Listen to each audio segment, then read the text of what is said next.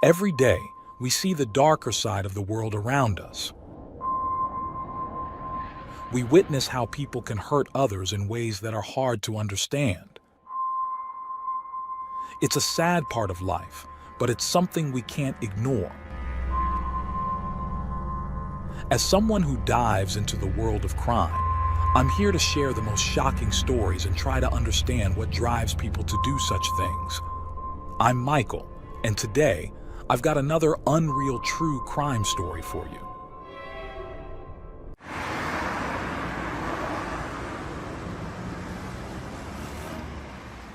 It was a warm evening in July 2005 when Carol and Reggie Sumner were getting ready for dinner in their Jacksonville home. They were enjoying a peaceful life together, looking forward to their future. But their quiet night took a terrifying turn when someone knocked on the door. Carol, always kind and welcoming, answered without a second thought. What happened next was unimaginable. The couple suddenly found themselves in a nightmare, their home no longer a safe haven. Hours later, they were gone, leaving behind a trail of strange clues, a ripped-out phone cord, a missing car, and untouched medications. As their family searched for answers, one question hung in the air. Where were Carol and Reggie Sumner?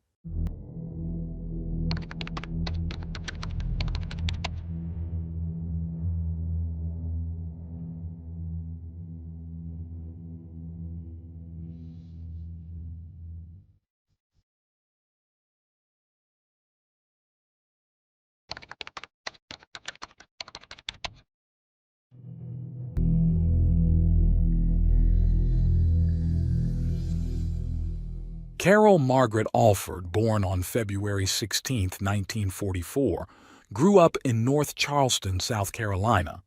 As a teenager, she experienced her first love with James Reginald Sumner, better known as Reggie, who was born on September 18, 1943, in the same town. Their youthful romance ended after a few months, setting the stage for their separate, often turbulent adult lives. Carol faced challenges in her relationships. She married twice. Her first marriage ended in divorce, and her second was marred by domestic violence. In February 1987, her second husband, defying a restraining order, showed up at her home and shot her 7 times. Despite her severe injuries, Carol survived, but her attacker took his own life when confronted by the police. Carol's 2 children, Rhonda and Frederick, were from her 2 marriages. At just 10 years old, Rhonda cared for her mother during her recovery, showcasing the deep bond they shared. Determined to rebuild her life, Carol dedicated herself to her family and career. She worked for over 25 years in various roles, including at the Charleston Air Force Base and a local university. She also took on night shifts at Belk and a cable company to support her family. In the year 2000, a seemingly ordinary phone call to the cable company reconnected Carol with Reggie, her high school sweetheart. Reggie had served in the Navy and worked for the CSX Railroad after they lost touch. That call sparked a reunion, reigniting their long-lost feelings. By 2001, the couple, now in their late 50s, married in an intimate ceremony at Carol's home. Their children rejoiced, seeing Carol find happiness after years of hardship. The couple settled into a loving life together, becoming cherished members of their community in South Carolina. Among their neighbors was Tiffany Cole, a young woman born on December 3, 1981, in Florida. Raised in a large family, Tiffany moved to South Carolina during her childhood. Though her life was marked by hardships, including the loss of her father, Carol and Reggie stepped in to support her, treating her like one of their own. In 2005, due to health concerns and the need for a warmer climate, Carol and Reggie decided to move to Jacksonville, Florida. Carol had contracted hepatitis C during a blood transfusion after her shooting, which later led to liver cancer. Both she and Reggie also battled diabetes and osteoporosis. During their preparations, they sold their Chevrolet Lumina to Tiffany on a flexible payment plan, demonstrating their generosity. Moving to Florida was particularly hard for Rhonda, who remained in North Charleston. Despite the distance, she maintained daily contact with her mother. On July 10, 2005, Rhonda became alarmed when she couldn't reach her mother or Reggie for 2 days. Overwhelmed with worry, she traveled to their Florida home, where her fears intensified. Upon arrival, Rhonda found the house eerily quiet. The couple's medications, meals, and even their wheelchair and walking aids were left behind. Their beloved dog, Mickey, had been left unattended. Knowing they couldn't have left under such circumstances, Rhonda reported their disappearance to the authorities. The police quickly launched an investigation, noting missing items and the absence of the couple's car. 2 days after the initial investigation began, authorities located the Sumner's car nearly 50 miles from Jacksonville. The vehicle was unlocked, and the keys were missing. While examining the couple's home, investigators uncovered a bank statement showing a substantial account balance. This prompted a review of recent transactions, revealing multiple suspicious withdrawals. Acting swiftly, the police contacted the bank and froze the accounts to prevent further access. Later, the police received a puzzling call. The caller, claiming to be Reggie Sumner, explained that he was out of town attending his sister-in-law's funeral and had been alerted by a neighbor about his garage being open. He also mentioned losing access to his bank accounts and credit cards. However, the officer who took the call immediately sensed something was off. The voice sounded far too young to belong to a man in his 60s. When asked to speak with Carol, a young female voice responded. Suspicious, the officer inquired about contacting family members to confirm their story, but the caller claimed their relatives lived in another state. Using the phone number from the call, investigators traced it to a young man named Michael James Jackson, 23 years old. Records showed his phone had been active near the Sumner's residence on the day they disappeared. Further investigation revealed numerous calls to a car rental agency where Tiffany Cole, a neighbor of the Sumners, had rented a Mazda. The car had not been returned but was equipped with a GPS tracker. Authorities reached out to Tiffany's family, and her brother provided her address. Meanwhile, the GPS data showed the rented Mazda had been near the Sumners' home on the night they vanished. Surveillance footage corroborated this, capturing Michael withdrawing cash from ATMs with the Mazda in the background. The trail led investigators to a Best Western hotel in Charleston, where Tiffany had rented 2 rooms. On July 14th, police detained Tiffany, Michael, and 2 other individuals, Bruce Nixon and Alan Wade, both 18 years old. A search of the hotel rooms uncovered incriminating evidence, including the Sumners' belongings. Reggie's bank card was found in Michael's pocket, and the Mazda's trunk contained Reggie's coin collection, personal documents, and a checkbook. Newly purchased items and a laptop were also discovered. Tiffany was arrested shortly afterward near her home. She still had possession of the Chevrolet Lumina the Sumners had sold her. The family of Carol and Reggie was devastated to learn that Tiffany, someone they had treated like a daughter, could betray them so horrifically. Alongside Tiffany and Michael, Bruce and Alan were also taken into custody. The first to break under questioning was Bruce Nixon. He detailed the plan and revealed what had happened to Carol and Reggie. The plot began in June 2005 when Tiffany and Michael visited Alan in Jacksonville. During their stay, Tiffany contacted the Sumners to ask if they could stay the night, to which the couple gladly agreed. During the visit, Carol and Reggie mentioned the $99,000 they had earned from selling their South Carolina home, a fact that sparked a sinister scheme. Tiffany and Michael recruited Bruce and Alan to help execute their plan. They believed the Sumners, with their health issues and predictable routines, would be easy targets.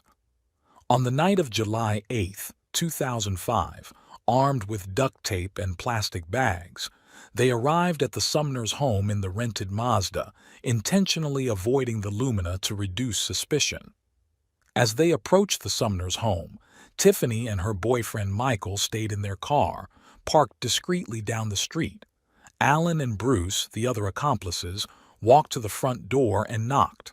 Inside, Reggie and Carol were preparing fried chicken when they heard the sound. Carol answered, greeted by the two young men who politely asked to borrow the phone. Trusting and kind, she allowed them inside. Once inside, the situation quickly turned sinister. Alan ripped the phone cord from the wall, and Bruce brandished a toy gun, threatening the couple. They forced Carol and Reggie into the bedroom, where they bound and gagged them with duct tape. Using portable radios, Alan and Bruce contacted Michael, who entered the house to search for bank information and valuables. Meanwhile, Tiffany remained in the car, waiting at the end of the street. After collecting the couple's belongings, including jewelry, a safe, and Reggie's Federal Trust Credit Union bank card, the attackers forced Carol and Reggie into the trunk of their Lincoln Town car.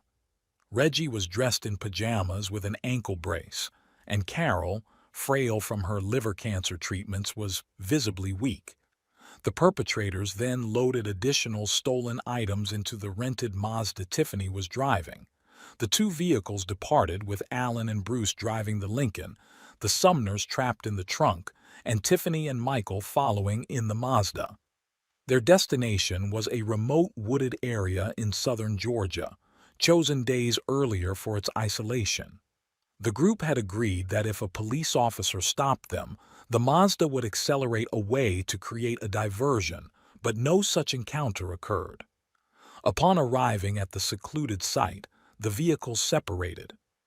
2 days prior, armed with stolen shovels and flashlights provided by Tiffany, the group had dug a large, shallow grave, about 5 feet deep and covering roughly 2 square meters. The Lincoln pulled up near the hole, and the attackers opened the trunk, dragging the terrified couple out. Reggie was strangled and coerced into revealing his bank account PIN. Then, bound and helpless, Reggie and Carol were thrown alive into the grave. As dirt was shoveled over them, they struggled in vain to free themselves, their muffled cries silenced by the suffocating weight of soil. Clinging to one another in their final moments, Carol and Reggie, who had hoped to live out their rekindled love, faced a horrifying end. Satisfied, Michael returned to the car, elated at having obtained the PIN. The group drove off, abandoning the Lincoln in Sanderson, Florida, before continuing their journey in the rented Mazda. They made a stop at an ATM to withdraw money using Reggie's account, then headed to a hotel to celebrate. Over the following days, they pawned Carol's jewelry, used her bank account, and spent thousands of dollars. They even rented a limousine and posed for photos, flaunting wads of cash and sipping champagne in a grotesque display of triumph. Meanwhile, Tiffany and Alan returned to the Sumners' home with bleach and rubber gloves to clean the scene and steal additional items, including a computer. By July 16th, investigators, armed with confessions from the detained suspects, located the burial site and recovered the victims' bodies. The 4 were charged with first-degree murder, armed robbery, and kidnapping. The trial began in October 2007. The prosecution presented damning evidence, including the testimony of Dr. Anthony Clark, a forensic pathologist, who confirmed that Carol and Reggie had been buried alive. The details horrified the courtroom, underscoring the cruelty of the crime. From the stand, Bruce tearfully apologized to the victims' families, expressing deep regret. Having pleaded guilty to second-degree murder, he claimed his youth and fear influenced his actions. His family also pleaded for leniency, with his mother and sister testifying that he was a good person who made a terrible mistake. In a powerful moment, Carol's daughter addressed the court. Speaking on behalf of her family, she stated that they had forgiven Bruce, believing her mother and Reggie would not have wanted him to spend his life in prison. She asked the judge for mercy, demonstrating extraordinary compassion in the face of unimaginable loss. Bruce Nixon's confession and subsequent testimony against his accomplices ultimately sealed the fate of the other defendants, offering some measure of relief to the grieving Sumner family. The prosecution built a damning case against Michael, highlighting his active role in both planning and executing the crime. Surveillance footage captured him purchasing rubber gloves with his co-conspirators, and his initial police interrogation revealed chilling details. Michael admitted knowing about the pre-dug grave before the robbery and described standing by with a flashlight as Bruce and Alan buried the Sumners alive. Despite his attempts to downplay his role, the prosecution argued that his presence and actions demonstrated a complete disregard for human life. Cell phone records placed Michael near the burial site at the time of the murders, and evidence showed he called the Sumners' bank from the scene.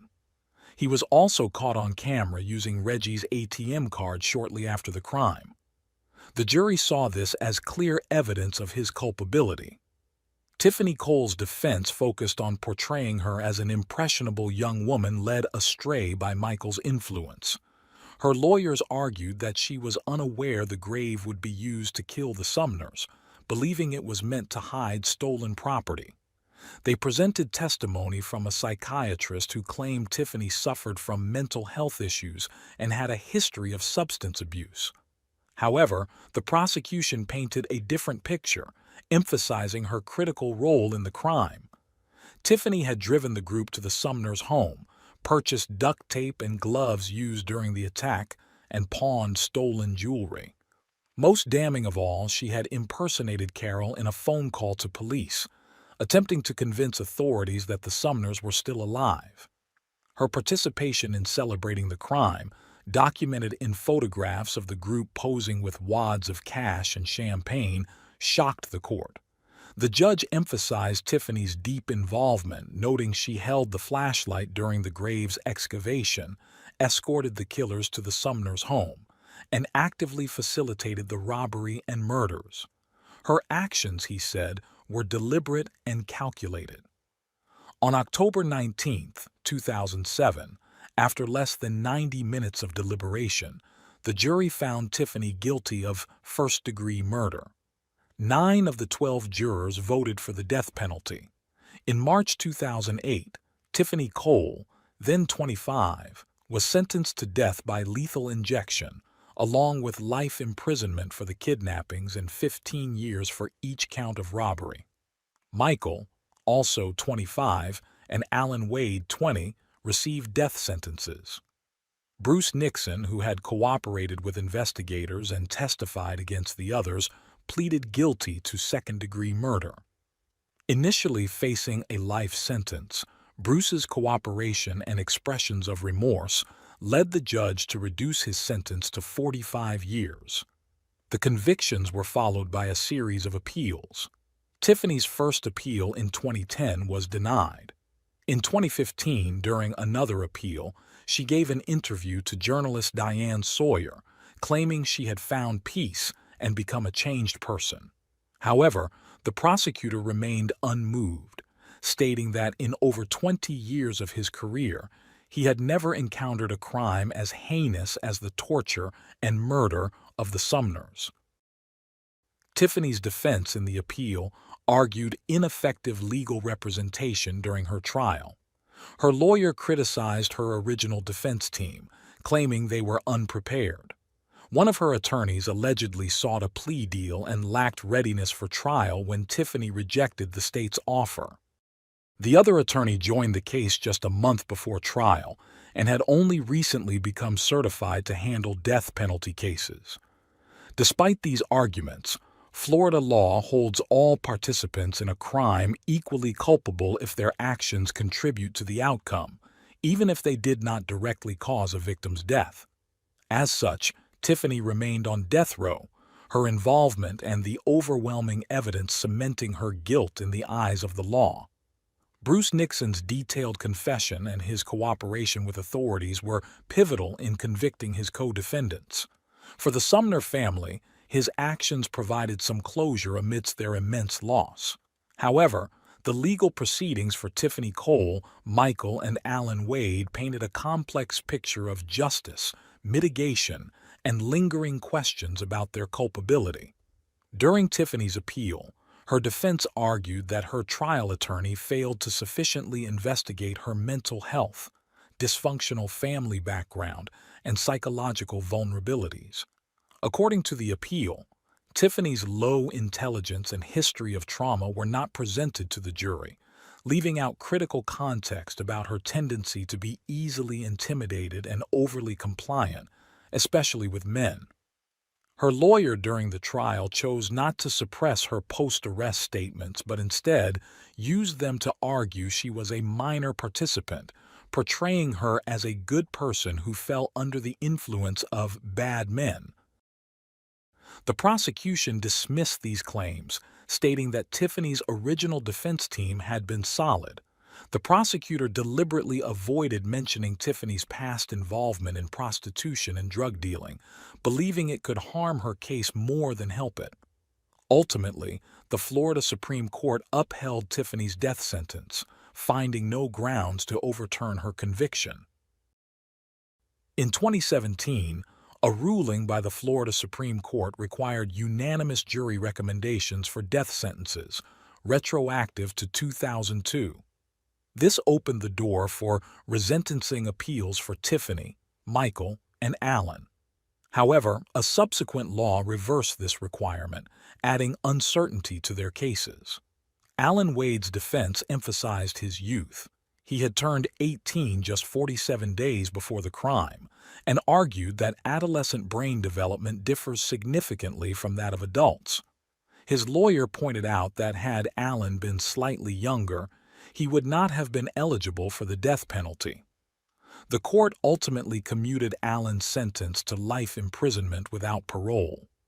Reports later revealed that while on death row, Alan had married a Frenchwoman named Sigrid, with whom he had a child. The circumstances of the child's conception remained a mystery, as conjugal visits are not permitted in death row facilities.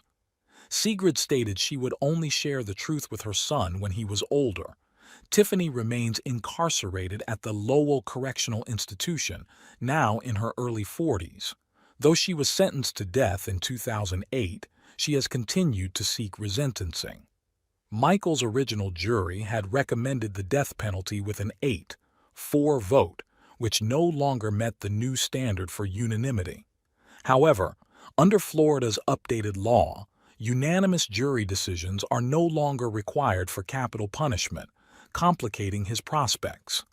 For Carol and Reggie's family, the legal outcomes brought mixed emotions. While the sentences offered a sense of justice, they could not erase the pain of their loss. Carol's children, Rhonda and Frederick, shared how they sometimes imagined their mother on the other end of a phone call, only to be struck again by the reality of her absence. Rhonda spoke publicly about her family's decision to forgive the perpetrators, stating that she believed her mother and Reggie would have shown compassion as well. She even formed friendships with the families of Tiffany, Alan, and Bruce, finding healing in forgiveness. For Rhonda, focusing on how her loved ones lived rather than how they died brought her peace. Carol and Reggie's ashes remain together in an urn at Rhonda's home. A headstone in a nearby cemetery honors their memory with the inscription, "Together, Forever." Their murder shocked all who knew them, leaving an indelible mark on the community. The crime gained national attention, covered extensively by the media, and featured in a 2011 episode of Deadly Women on Discovery Channel. Despite the tragedy, Carol and Reggie's enduring love serves as a poignant reminder of their strength and the bonds they cherished until their final moments.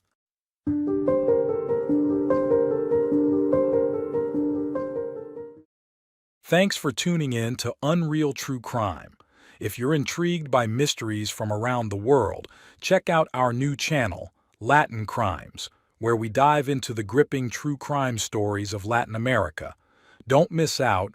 Subscribe now for more thrilling investigations.